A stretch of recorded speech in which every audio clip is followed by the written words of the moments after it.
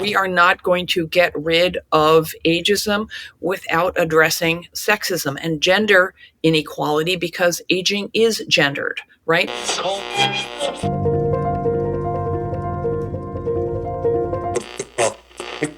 When people say someone's aging successfully, we think about that, skydiver, but everybody has their version of everyone is aging successfully, or as you say, they're dead.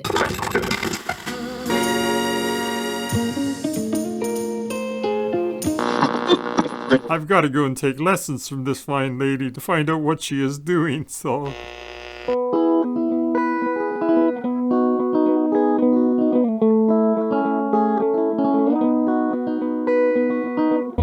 Welcome to Elder Wisdom, Stories from the Green Bench. This is episode number 72.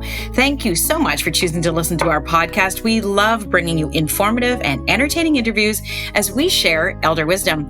This podcast is the brainchild of the Schlegel family as we tap into the collective wisdom of our elders. I'm Kathy Buckworth, and I'm always pleased to have my co-host Evelyn Brindle on the bench next to me. Evelyn lives with her husband at the village of Erin Meadows in Mississauga. Hello, Evelyn. Hi, Kathy.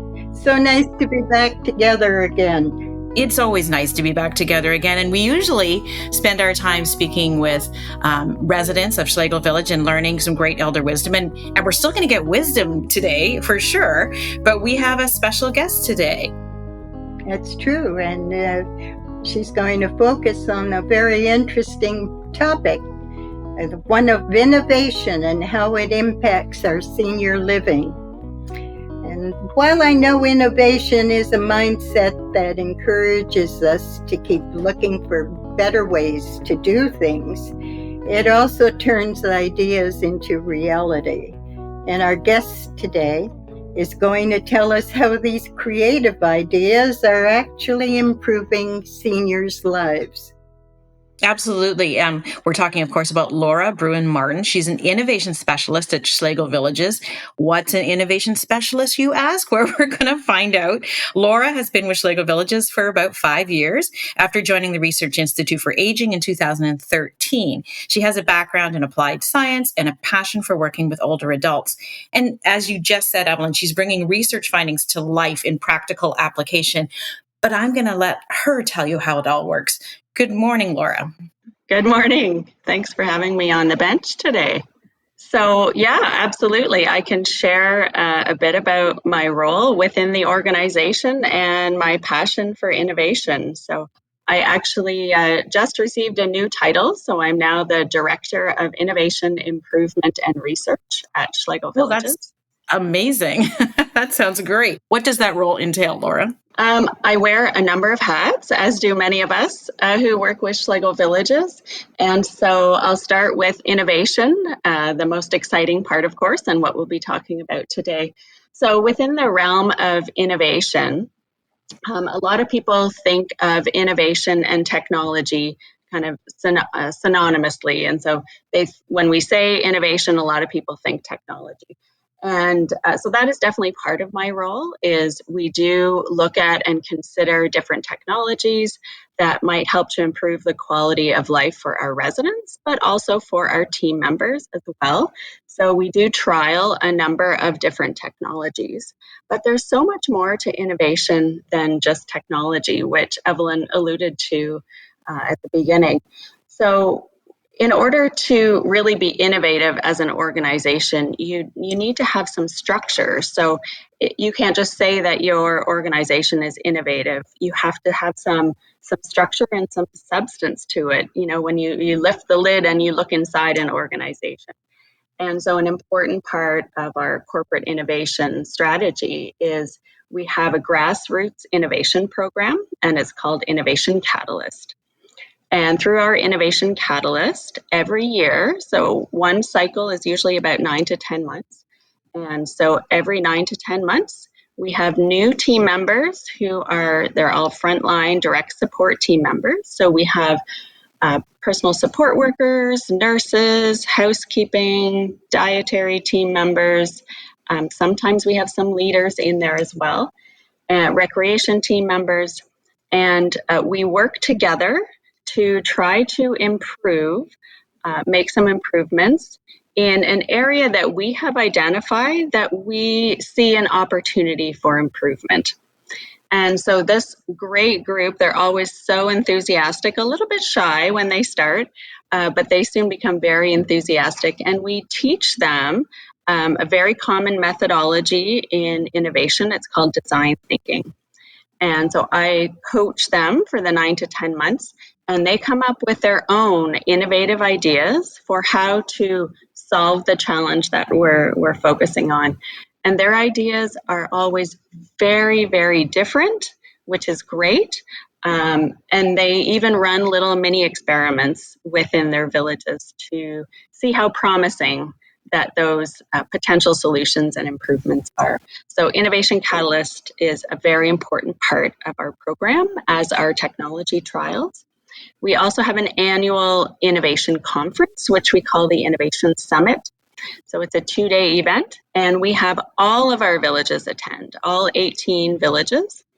And really the most important part, and probably the most widely accepted part of the Innovation Summit, is villages will share different initiatives, innovative, creative things that they've tried within their villages, and they share with one another. And therefore, organically, these great ideas, opportunities for improvement spread across the organization.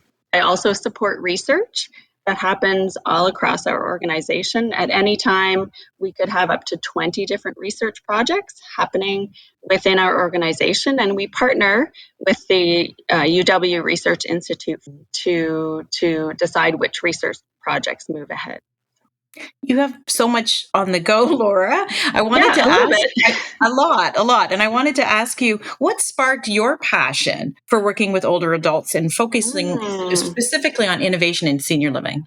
Yeah, great question.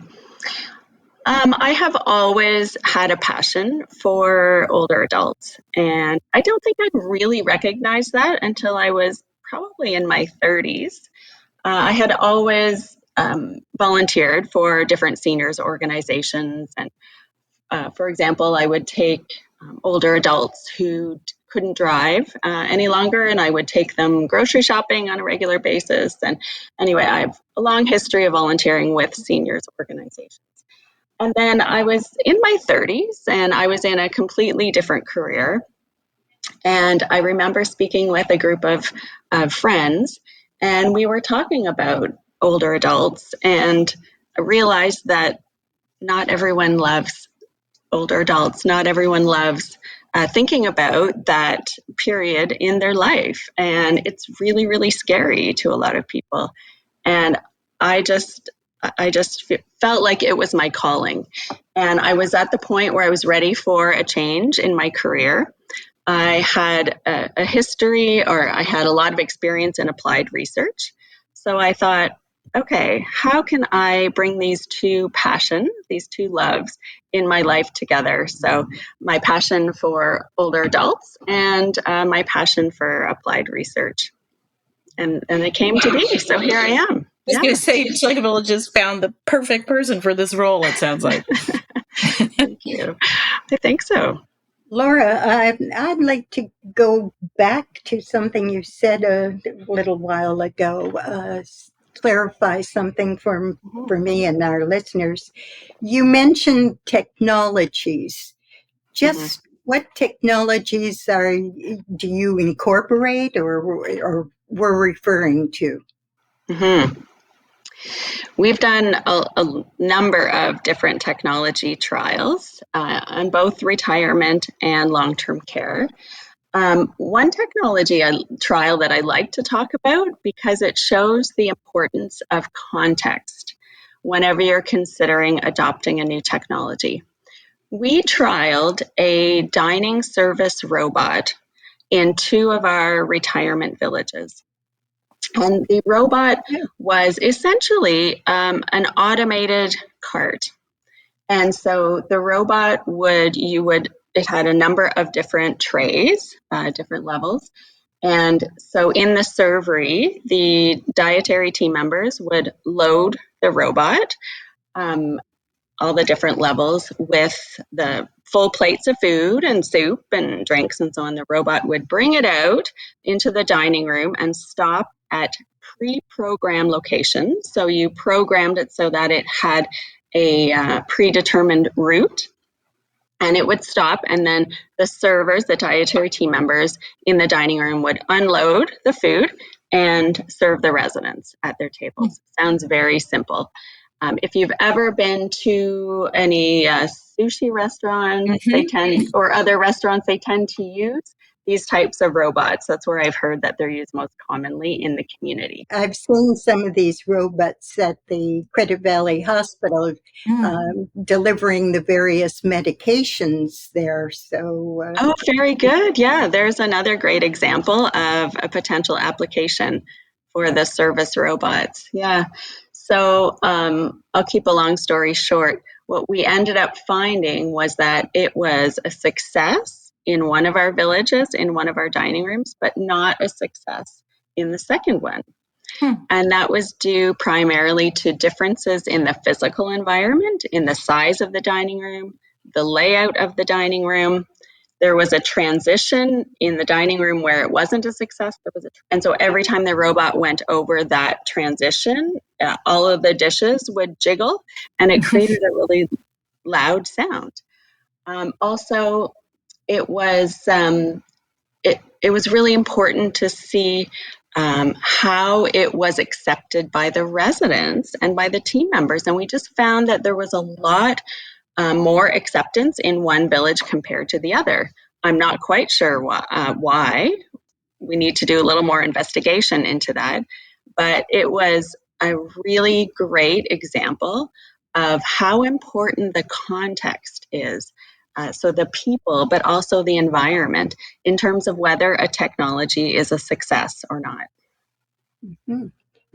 Anything in particular that you do to discover what to do about that, or how you do that? I mean, the best thing to do is start small. So you start, rather than introducing a new technology to an entire village, which is going to impact a lot of team members and a lot of residents, you start very, very small. You use it in the context that is as real as possible. So when you're testing something in a lab, it's not 100% realistic. When you test it in a living environment, you have that realism to it. And so you're much more likely, obviously, to identify what are the barriers, what really works, what are the enablers. And then you observe very closely.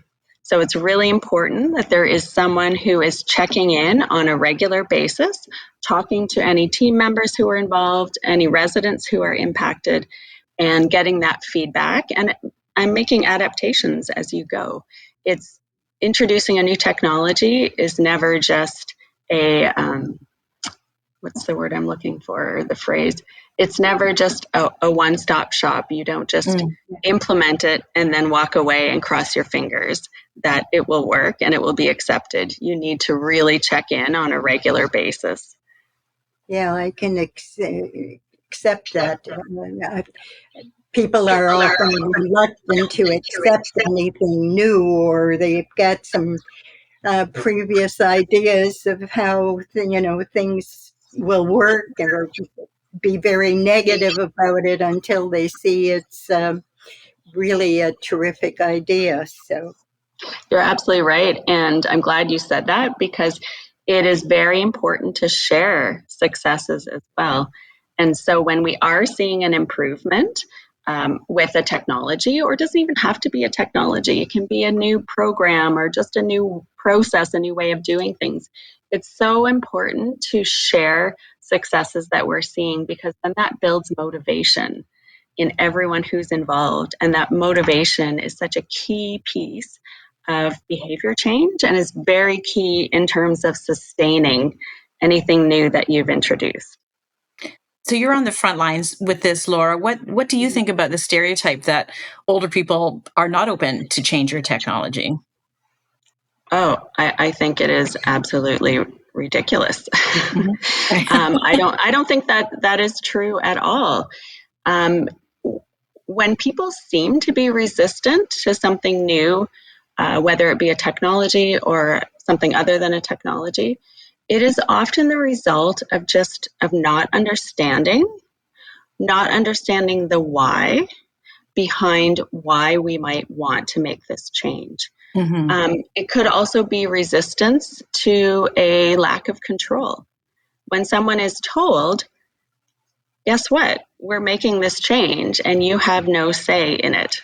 You are just going to accept it, passively accept it. Of course, people will resist. And so I do not find that at all with our residents. If there is, like I said, if there is any resistance, it's just because no one has really taken the time to explain the why, and they haven't used a really collaborative approach with it. Sometimes, we talk a lot about tech literacy and how older adults, they're not as tech literate. Well, that exists everywhere. I mean, that exists everywhere. It's not just dependent on your age. There are different levels of tech literacy across the board. And older adults are just as capable of learning new skills and learning new knowledge.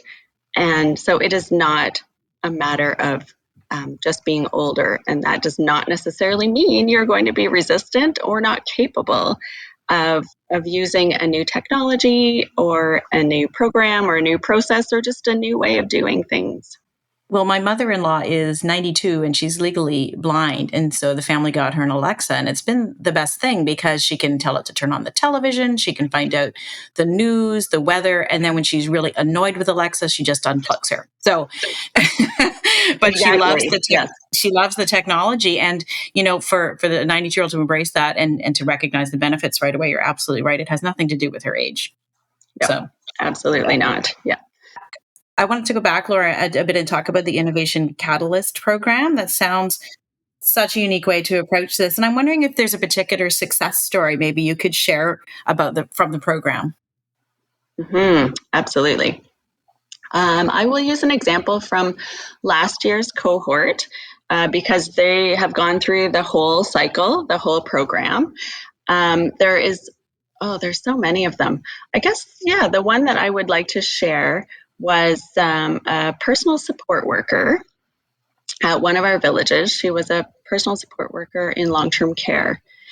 And so first of all, I'll back up, sorry. Our focus area or our challenge area for last year was started as wound prevention.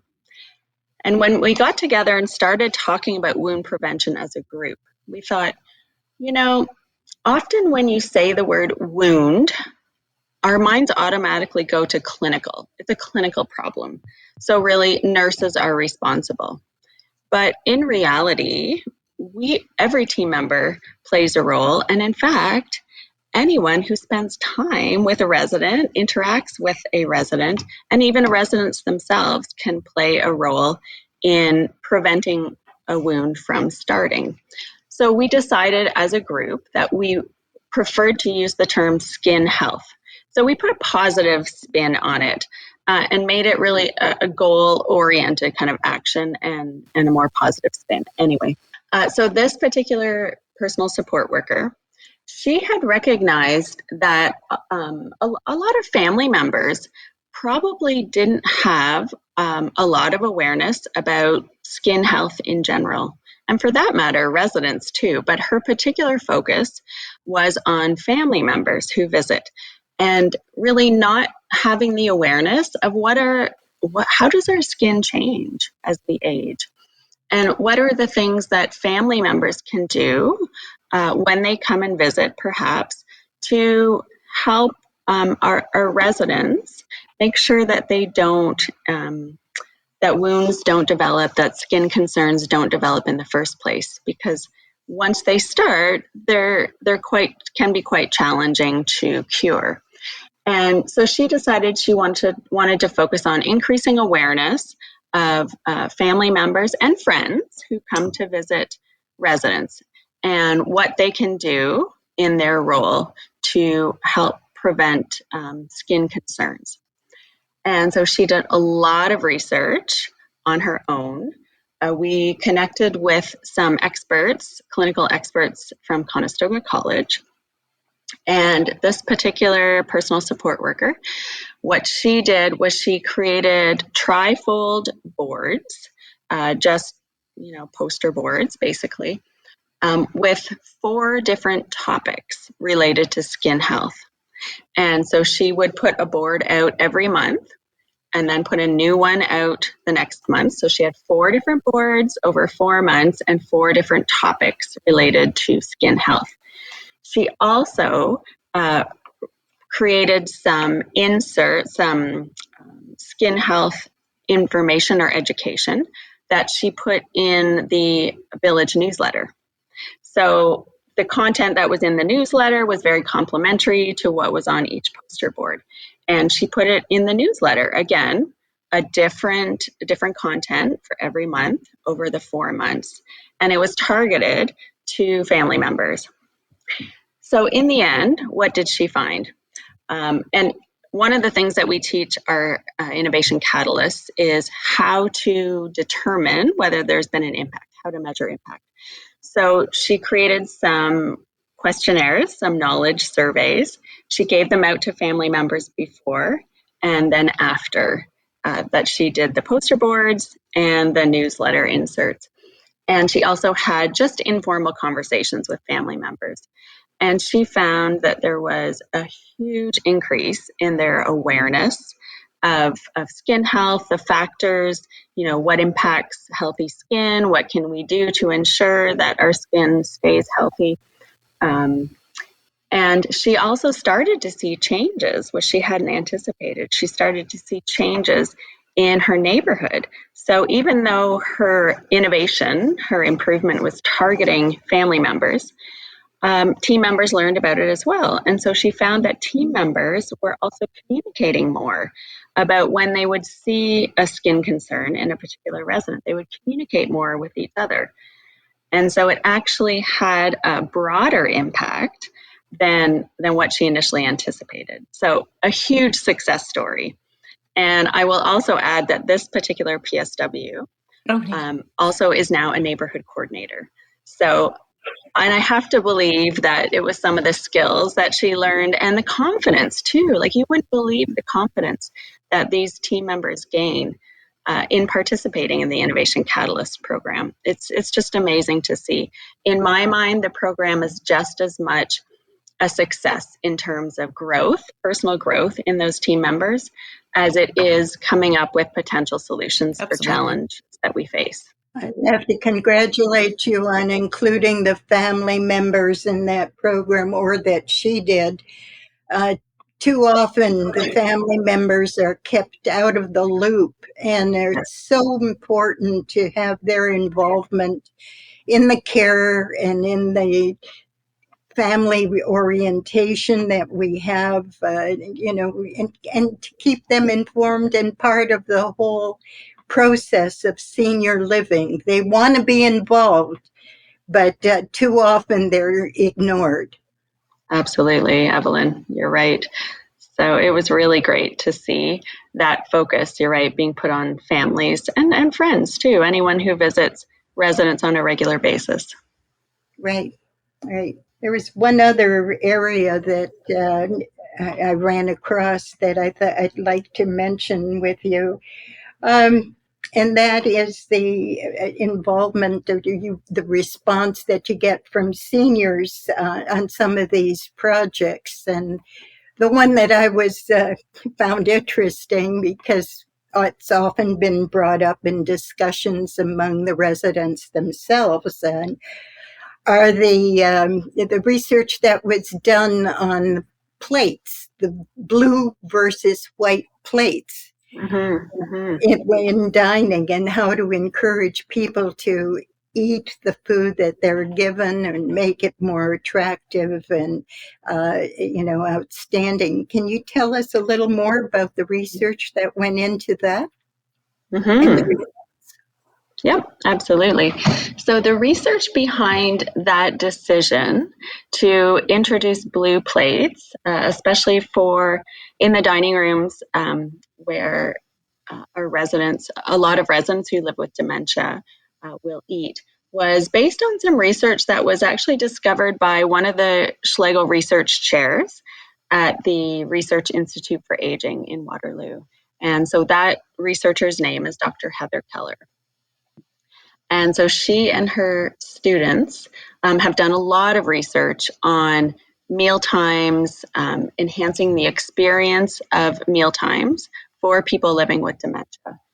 And part of that is the social aspect of dining, but also making sure that our residents who live with dementia take in, enough food, enough calories, enough nutrients, so that they really can be their healthiest selves. Right. And so she discovered this research that had been done. I can't remember where it was done or when it was done.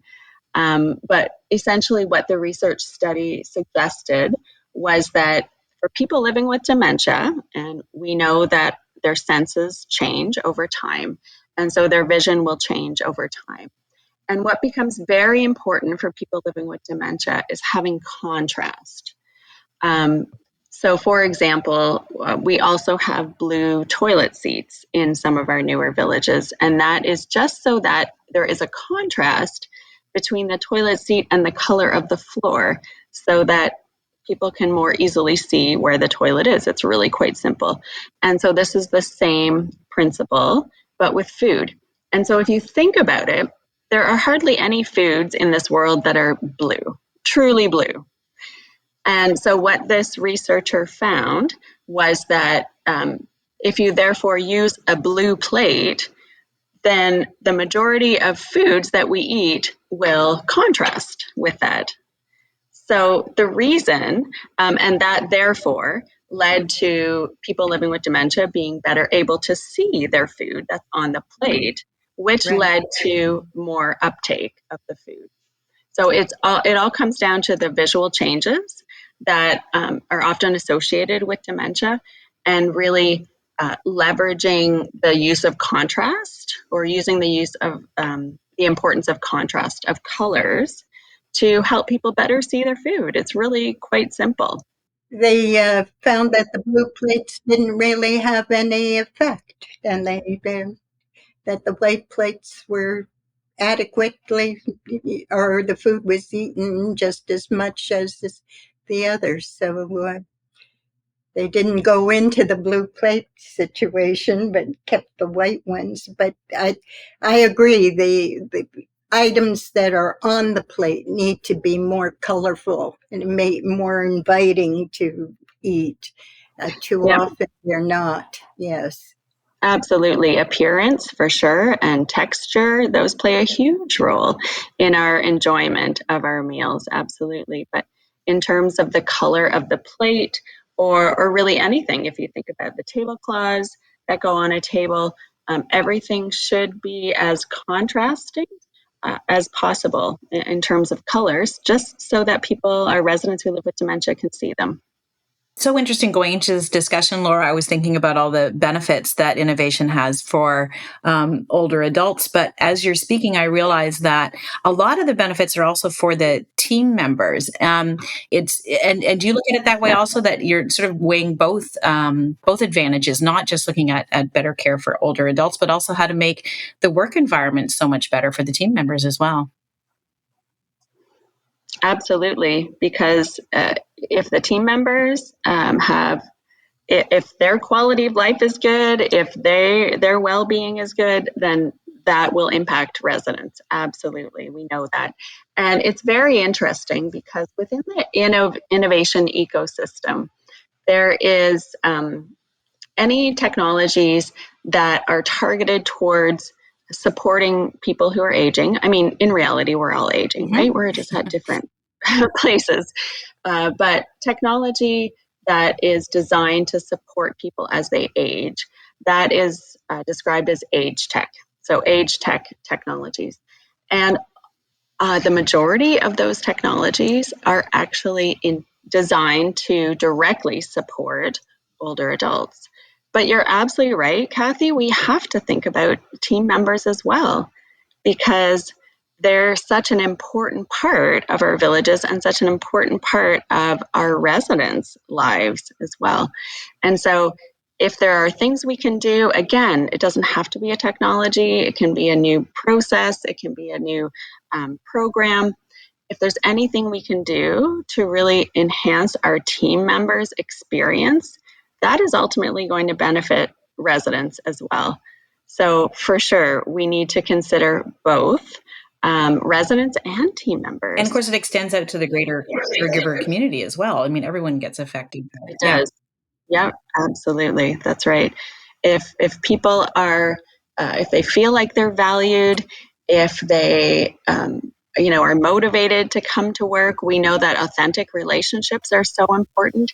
If they have the time, the capacity to really spend with the residents, which we know team members, that is what they value the most in their roles, is spending time with residents and building those authentic relationships. So I often think from a technology perspective, we should be focusing on what is it that is keeping our residents from doing what they love to do the most. So are there technologies or new processes we can introduce to offload a lot of the time-consuming tasks, a lot of the duplicate effort, a lot of the maybe tasks that result in errors? How can we offload that to technology? How can we create efficiencies so that our team members can do ultimately what they want to do more than anything, which is spend time with residents? Mm-hmm. You mentioned the Innovation Summit previously, that is a way to bring the staff over to from all of the 18 villages. And that's great, but how do they carry that over? Do they maintain contact with each other through the course of the year or to the next summit? How do these ideas, keep developing? Mm-hmm. Yeah, it's a great question. So team members absolutely can keep in touch with each other. That's one thing that we are really thinking about, Evelyn, as we evolve so as an innovation team, is how do we keep those lines of communication, those channels open so that team members can easily connect with one another and collaborate. We do have a fairly new role in our organization, and every one of our long-term care villages has a director of quality and innovation. And so the people in that role, they're really central to everything we do in quality and innovation. So they are a great point person for anyone from other villages that might want to connect and continue conversations about what they learned. We're also very fortunate to have regular touch points with the leadership teams in all villages. And so they can absolutely help support those team members who might learn something new at the Innovation Summit and decide they want to take it back to their village and spread it sort of organically within their village. We know that for a new idea, a change to be successful, leadership support is critical. And so we're very fortunate to have great communication and collaboration between all of our leaders across the villages. They meet on a monthly basis, and they work really well together. But having said that, Evelyn, we are really trying to think of what can we do to present more opportunities for our frontline, our direct support team members to feel like they can freely reach out and continue conversations with other team members. In your role of taking research and looking for ways to apply it, learnings, new technologies within all the villages, I have to imagine this is a two-way relationship where you're learning a lot as well from the seniors in Schlegel Villages.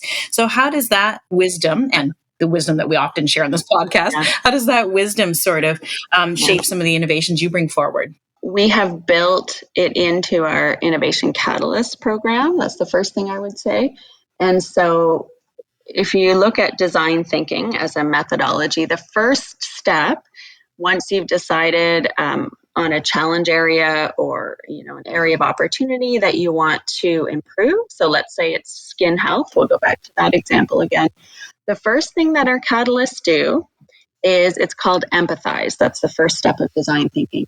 And so their homework is to go back to their villages and speak with as many people in as many different roles and positions as possible.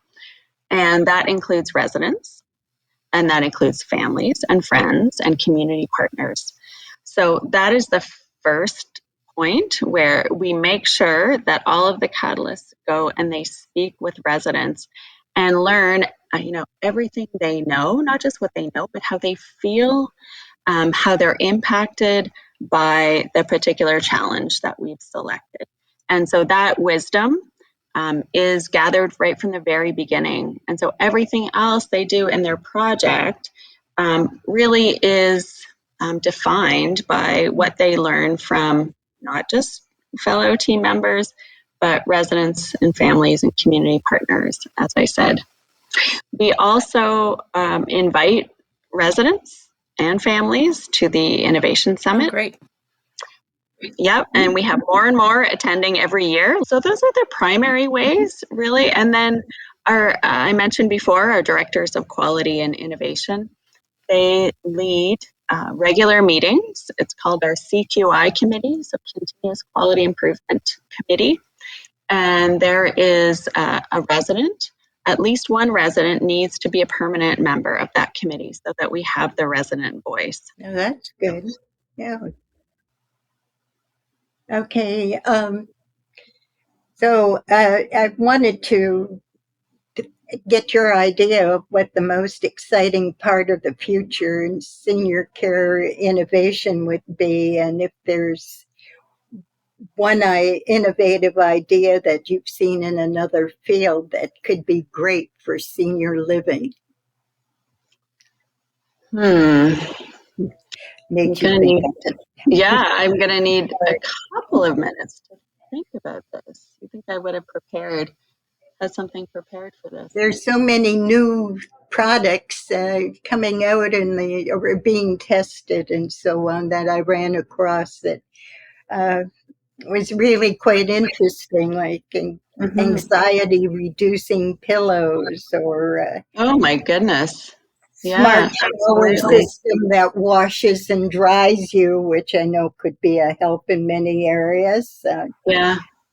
Well, Yeah. there are a lot of technologies that are designed to identify potential early symptoms of not necessarily disease, but illness.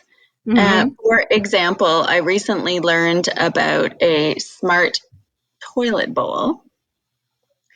And I'm describing it very simply because I don't know a lot of detail about it yet. I really haven't researched it. But for example, this toilet bowl can detect potential early signs of urinary tract infections. It can identify if you are deficient in certain nutrients, so deficiencies. It can potentially identify a lot of things that you may not, it may be too early for you to actually see evident, signs or symptoms in your body. And so that to me is really quite interesting. Anything where we can identify and be very proactive in terms of someone's health. And, that's a very sort of clinical, physical health focused example. But you're right. I mean, what if we could do that for mental health as well? What if we could have a better sense? There are so many older adults, and not just older adults, but anyone who lives alone in the community and may have challenges, getting to their physician or any healthcare provider.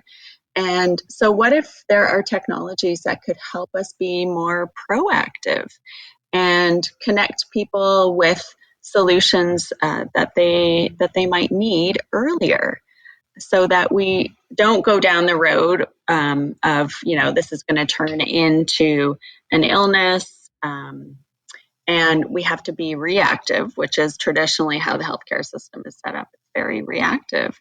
So how can we be more proactive and prevent illness or, poor well-being for people? So that really excites me.